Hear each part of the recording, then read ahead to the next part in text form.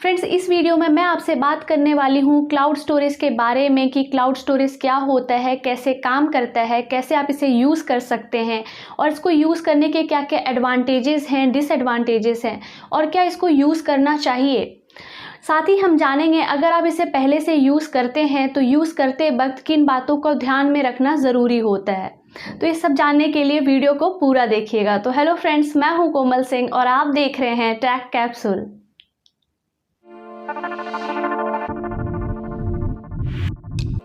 तो फ्रेंड्स, सबसे पहले जानते हैं क्लाउड स्टोरेज क्या होता है। तो क्लाउड स्टोरेज एक ऐसा स्टोरेज है जहां पर आप अपने डेटा को ऑनलाइन स्टोर कर सकते हैं। जैसे जनरली क्या होता है कि हम अपने डेटा को फ़ोन, लैपटॉप या कंप्यूटर के इंटरनल स्टोरेज में स्टोर करते हैं और जब वो स्पेस भर जाता है तो एक्सटर्नल स्टोरेज डिवाइसेस जैसे मेमोरी कार्ड, पेन ड्राइव जैसे डिवाइसेस का यूज़ करते हैं अपने डेटा को स्टोर करने के लिए। तो वैसे ही फ्रेंड्स, आप क्लाउड स्टोरेज में अपने डेटा को स्टोर कर सकते हैं जहां पर आपका डेटा ऑनलाइन सर्वर पर स्टोर होता है, जिसे आप कभी भी कहीं भी एक्सेस कर सकते हैं। यहां पर कंपनीज के through online storage service provide की जाती है जहां आप अपने डेटा को इंटरनेट कनेक्शन की मदद से स्टोर या रिमूव कर सकते हैं। क्लाउड स्टोरेज में आप अपने किसी भी डेटा को स्टोर कर सकते हैं, जैसे फ़ोटोज़, वीडियोज़, डॉक्यूमेंट, ऑडियोज़, मतलब किसी भी डेटा को यहाँ पर स्टोर किया जा सकता है। क्लाउड स्टोरेज सर्विस पे एज यू गो मॉडल पर वर्क करती है, मतलब जितनी स्टोरेज आप यूज़ करोगे उतने के लिए ही आपको पे करने होंगे। यहाँ पर कुछ जीबी स्टोरेज फ्री मिलता है जहाँ पर आपको पे नहीं करने होते हैं, पैसे नहीं देने होते हैं यूज़ करने के लिए। लेकिन अगर फ्री स्टोरेज कैपेसिटी से ज़्यादा स्टोर करना है, ज़्यादा स्टोरेज कैपेसिटी चाहिए तो उसके लिए आपको पे करना होता है। यहाँ पर आप मंथली, क्वार्टरली या ईयरली बेसिस पर पेमेंट कर सकते हैं। इसके बाद फ्रेंड्स, क्लाउड स्टोरेज सर्विस बहुत से कंपनीज के थ्रू प्रोवाइड की जाती है, जैसे गूगल के तरफ से Google drive, Google photos, Microsoft के तरफ से वन ड्राइव आता है, फिर आईफोन में आई क्लाउड, ड्रॉप बॉक्स, मतलब बहुत से कंपनीज ये सर्विस प्रोवाइड करती है। तो अब जानते हैं कि क्लाउड स्टोरेज सर्विस कैसे काम करती है। तो फ्रेंड्स, जो कंपनीज़ ये सर्विस प्रोवाइड करती है उन कंपनीज़ के बड़े बड़े डेटा सेंटर्स होते हैं जहाँ पर आपके डेटा को स्टोर किया जाता है।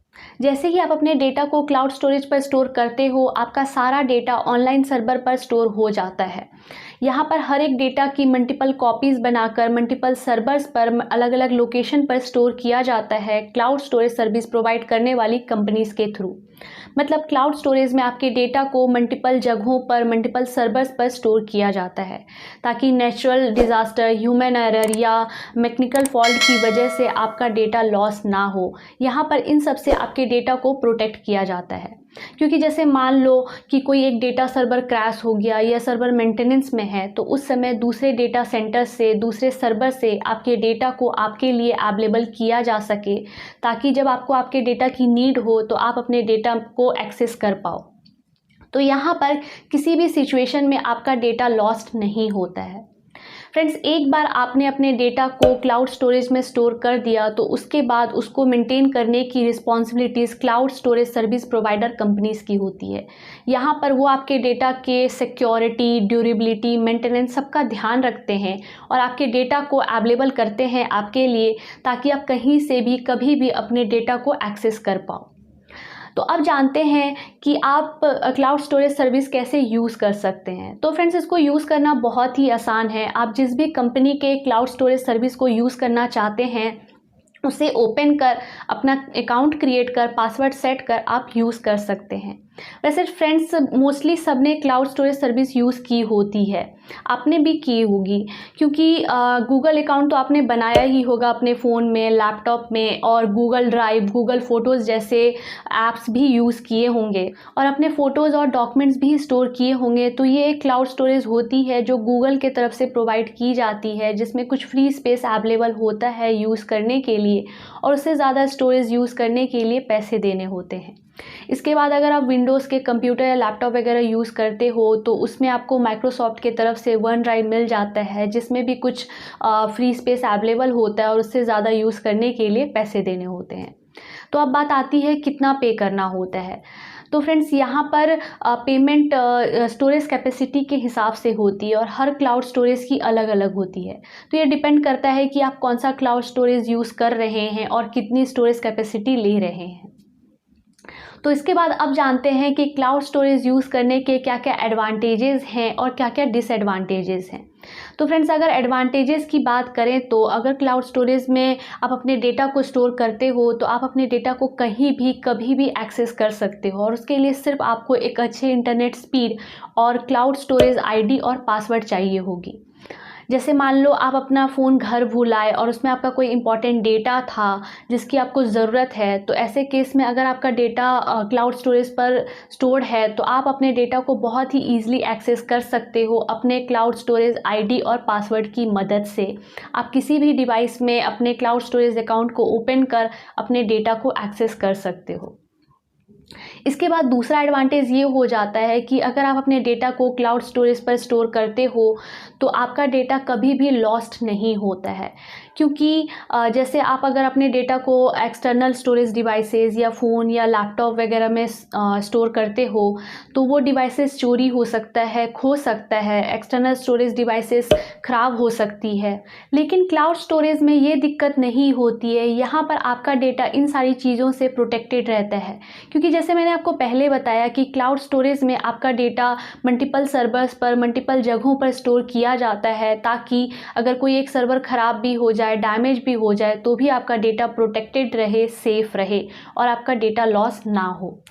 इसके बाद फ्रेंड्स, अगला एडवांटेज हो जाता है कि यहाँ पर रिसाइकल बिन फीचर अवेलेबल होता है। जैसे मान लो आपसे गलती से कोई एक डेटा डिलीट हो गया या आपने किसी डेटा को डिलीट कर दिया हो, लेकिन अब उसकी नीड है, तो आप उसे बड़े ही आराम से यहाँ पर रिकवर कर सकते हैं। किसी किसी क्लाउड स्टोरेज में 30 डेज़, किसी किसी में 180 डेज़ तक की रिकवरी पॉसिबल होती है। तो यहाँ पर गलती से डिलीट हुए डेटा को भी रिकवर करने के ऑप्शंस अवेलेबल होते हैं। इसके बाद अगला एडवांटेज हो जाता है कि यहाँ पर आप अपने नीड के अकॉर्डिंग, अपने यूज़ के अकॉर्डिंग स्टोरेज कैपेसिटी को बढ़ा और घटा सकते हो। यानी कि यहाँ पर आप अपने यूज़ के अकॉर्डिंग स्टोरेज कैपेसिटी को ऐड और रिमूव कर सकते हो। जैसे ज़्यादा स्टोरेज कैपेसिटी की नीड है तो आप बड़े ही आराम से स्टोरेज कैपेसिटी को बढ़ा सकते हो, और अगर नीड कम है तो कम कर सकते हो कैपेसिटी को, और आपको उतना ही पे करना होगा जितनी कैपेसिटी आप यूज़ करोगे। इसके बाद फ्रेंड्स, अगर आप अपने डेटा को एक बार क्लाउड स्टोरेज पर स्टोर कर देते हो तो उसके बाद आपको आपके डेटा को प्रोटेक्ट करने की रिस्पॉन्सिबिलिटी से छुटकारा मिल जाता है। उसके बाद आपके डेटा को मेंटेन करने का, उसको प्रोटेक्ट करने का सारा रिस्पॉन्सिबिलिटी सर्विस प्रोवाइडर के पास चला जाता है। वो आपके डेटा को आपके बिहाफ पे प्रोटेक्ट करते हैं और आपके लिए अवेलेबल कराते हैं। इसके बाद नेक्स्ट एडवांटेज है सिंकिंग को लेकर। जैसे मान लो आप कोई एक क्लाउड स्टोरेज सर्विस यूज़ कर रहे हो और आपने अपने डिवाइस में सिंक्रोनाइजेशन प्रोसेस ऑन रखा है, तो आपका सारा डेटा ऑटोमेटिकली सिंक होकर क्लाउड स्टोरेज पर सेव होता जाता है। जैसे जैसे आप अपने डिवाइस में डेटा ऐड करोगे वो क्लाउड पर भी सेव होता जाएगा, या जैसे मान लो आप अपने डिवाइस से किसी डेटा को डिलीट करोगे तो वो भी अपडेट हो जाएगा और क्लाउड स्टोरेज से भी वो डेटा डिलीट हो जाएगा। जैसे मान लो आप अपने फ़ोन से कोई एक फ़ोटो लेते हो और आपने अपने फ़ोन में सिंक ऑन कर रखा है, तो वो फ़ोटो आपके फ़ोन में तो रहेगा ही, साथ ही साथ वो क्लाउड पर भी सेव हो जाएगा।